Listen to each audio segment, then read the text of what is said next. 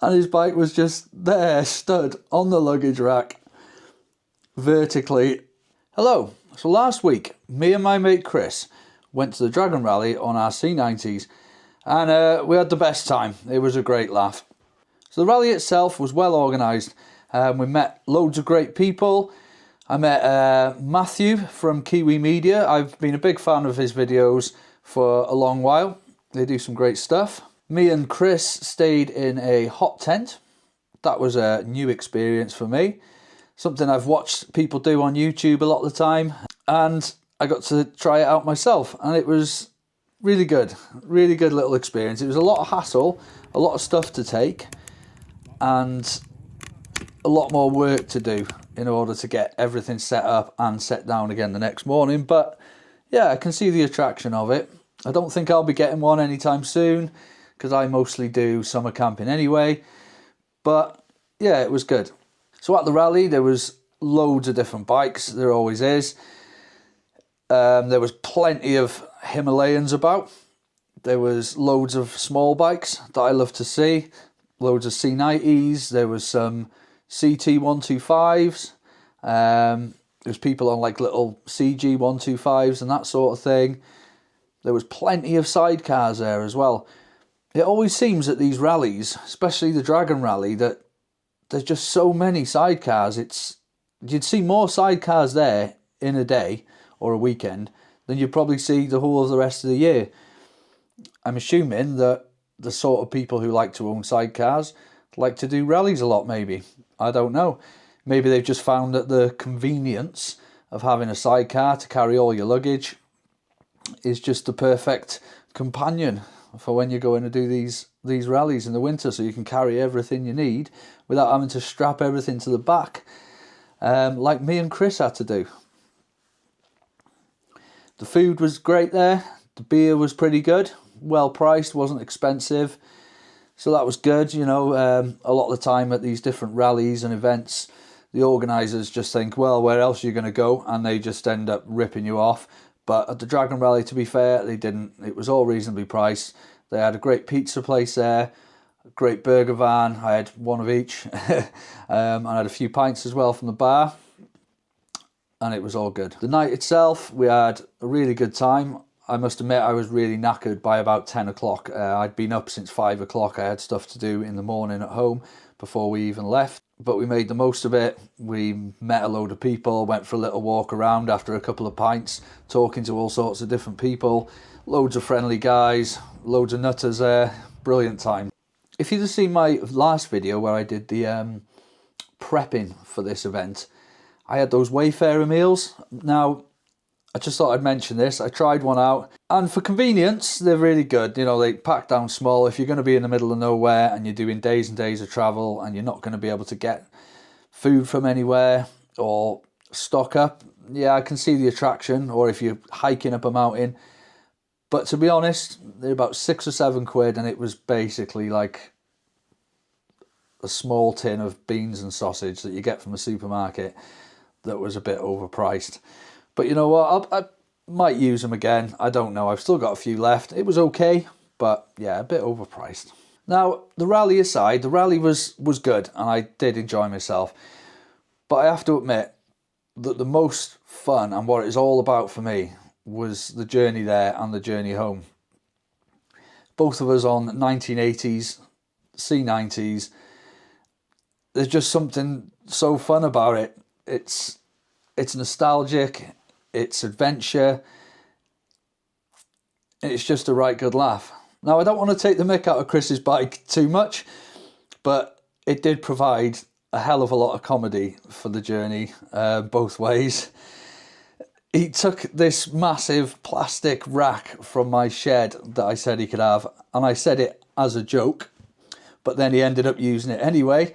And to be fair, the amount of stuff he brought, he needed a big, massive rack.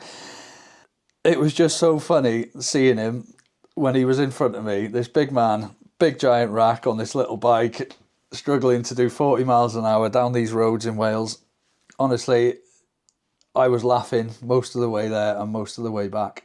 His bike was also held together by various bits of tape and lots of cable ties random straps to hold everything on that didn't really work properly. That gave me quite a lot of amusement. Also, halfway there, his indicator on the back just sort of flopped out. It was just hanging there behind the number plate, which he didn't realise. And then we put it back in again, and then it fell out again. So that caused plenty of amusement for me every time I was behind him, just seeing this random flash from behind the number plate. He'd also just put a new engine in and a new carburetor literally a couple of days before we went, and he was still having some issues with it, which added to the fun. Although when we went down the dual carriageway, it was sometimes it would just like pop a couple of times and then go from the mighty high speed of 45 miles an hour and drop down to about 35, which was sort of dangerous but also hilarious. His foot peg rubber flew off and nearly hit me going through the Ogwen Valley on the way back, which he also didn't realise.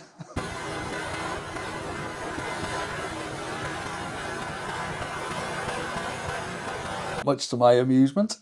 His foot pegs themselves also started falling off. He lost a bolt out of them, and we had to stop a couple of times to tighten those back up to save them falling off completely. Now, the part that really had me in hysterics, and I've actually made a model of Chris's bike here from a Hot Wheels C90 with the luggage included. It is roughly to scale. Now, we were coming out of Home Bargains where we'd bought some spanners to tighten his foot pegs on properly. Now, I was just ahead of Chris, and he decided to try and pop a little bit of a wheelie, just for fun. Anyway, with all the luggage on the back, and he gave it a little bit too much, in the middle of the car park, much to the amusement of everybody around, he went, boom, and his bike...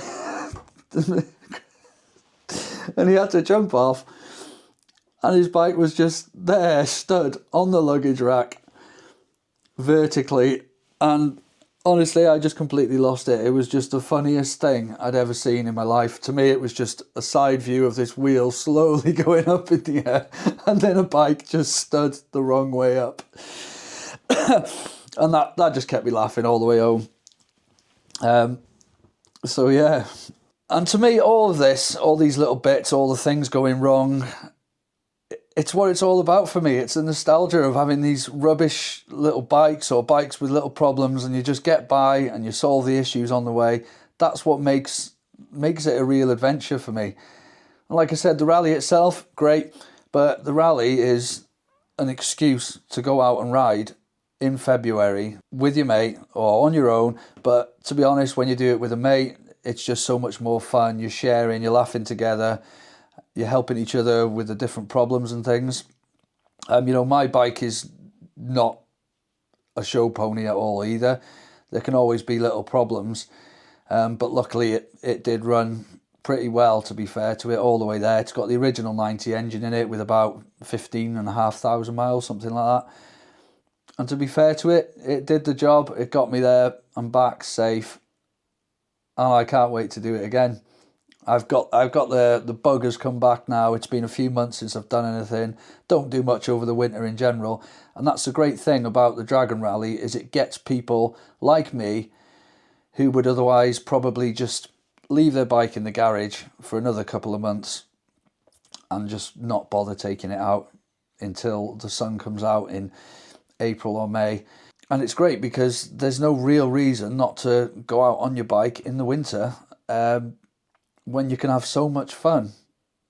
I know some people say, oh, it's miserable, it's dangerous. And I suppose if you're going out thrashing your bike around in the ice for no reason, then yeah, okay, maybe you will end up on your side sliding down the road. But as long as you're careful, use your head, use a bit of common sense, it gets you out when the days are dark and boring and you're not doing anything else. Why not? There's 12 months in the year. May as well get out when the weather's not too bad. Anyway, thanks very much for watching. Hope you've enjoyed the video. Hello to all my new subscribers. My channel's grown more in the last 6 months or so than it did for the first few years, and it really gives me the incentive to keep making videos. So if you're not subscribed, please consider subscribing so you don't miss out on future videos. Thanks again. See you later. Keep adventuring. Have fun. Ta-ra.